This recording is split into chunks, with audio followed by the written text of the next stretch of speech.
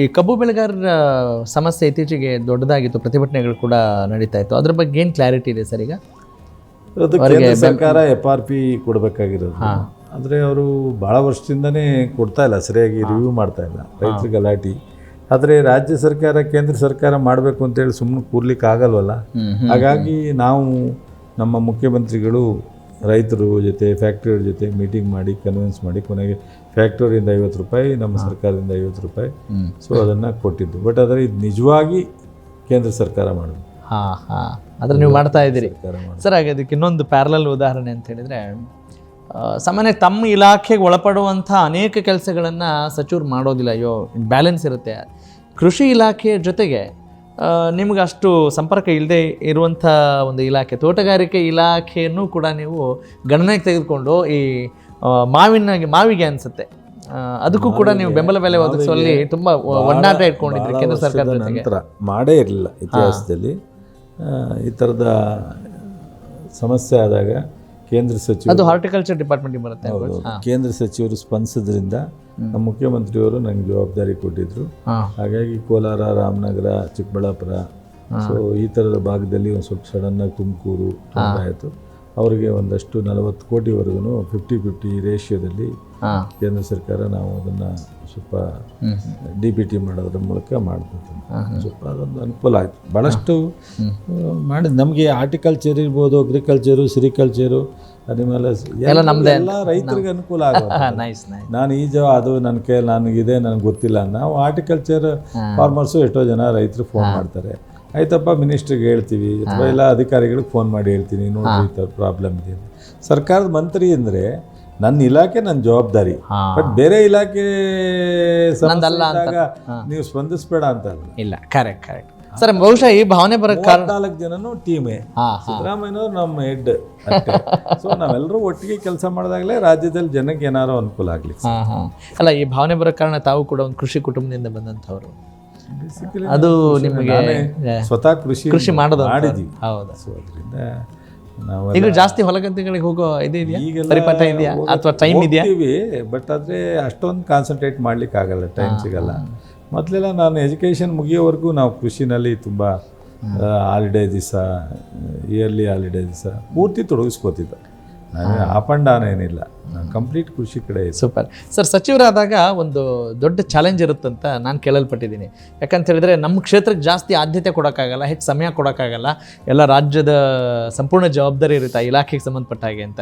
ನೀವು ಹೆಂಗೆ ನಿಮ್ಮ ಕ್ಷೇತ್ರಕ್ಕೆ ಹೆಚ್ಚಿನ ಸಮಯ ಆದ್ಯತೆ ಕೊಡೋಕ್ಕೆ ಸಾಧ್ಯ ಆಗ್ತಾ ಇದೆ ಅಥವಾ ಮ್ಯಾನೇಜ್ ಮಾಡ್ತಾ ಇದ್ದೀರಿ ಟೈಮ್? ನಾನು ಇಲ್ಲಿವರೆಗೆ ಒಂದೊಂದು ಬಾರಿ ಈ ಥರ ಯಾವುದೋ ಅಸೆಂಬ್ಲಿ ಅಲ್ಲಿ ಇಲ್ಲಿ ಬಂದಾಗ 10 days 15 days ಗ್ಯಾಪ್ ಆಗುತ್ತೆ. ಅದರ್ವೈಸು ಪ್ರತಿ ವಾರ 1 day ಹೋಗ್ತೀನಿ. ಯಾವಾಗಾರ ಒಂದು ದಿವಸ 10 days ಆಗಿರುತ್ತೆ, 15 days ಆಗಿರುತ್ತೆ. ಜಿಲ್ಲೆಗೆ, ತಾಲೂಕಿಗೆ ನಾನು ಯಾವತ್ತೂ ಕಡಿಮೆ ಮಾಡಿಲ್ಲ. ಎಷ್ಟೇ ನಾನು ಬೀದರಿಂದ ಹೋಗಿ ರಾತ್ರಿ ಮಲಗಿದ್ರು ಬೆಳಗ್ಗೆ ಎದ್ದು ನಾಗಮಂಗಲನೋ ಅಥವಾ ಮಂಡ್ಯನೋ ಹೋಗಿ ಬಂದಿರ್ತೀನಿ.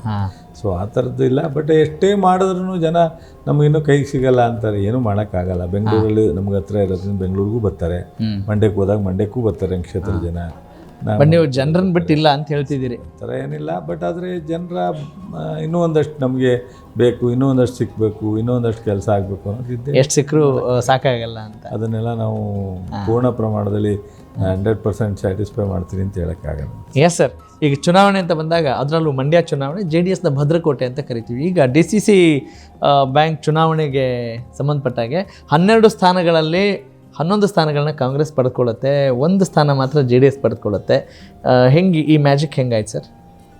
ಸರ್ ಏನಿಲ್ಲ, ಅದನ್ನು ನಾನು ಹೇಳ್ದಲ್ಲ, ಇಲ್ಲಿ ಹೆಂಗೆ ಟೀಮ್ ವರ್ಕ್ ಮಾಡ್ತೀವೋ ಜಿಲ್ಲೆ ಒಳಗಡೆ ಎಲ್ಲ ಶಾಸಕರು, ಎಲ್ಲ ಮುಖಂಡರು, ಕಾರ್ಯಕರ್ತರು ಒಟ್ಟಾಗಿ ಚುನಾವಣೆನ ಎದುರಿಸಿದ್ರೆ ನಮಗೆ ಇವೆಲ್ಲ ರಿಸಲ್ಟ್ ಮಾಡ್ಲಿಕ್ಕೆ ಅನುಕೂಲ ಆಗುತ್ತೆ. ನಾವು 7 ಸೋತಿದ್ದೋ 2018 ಕಾಂಗ್ರೆಸ್ಗೆ ಬಂದು.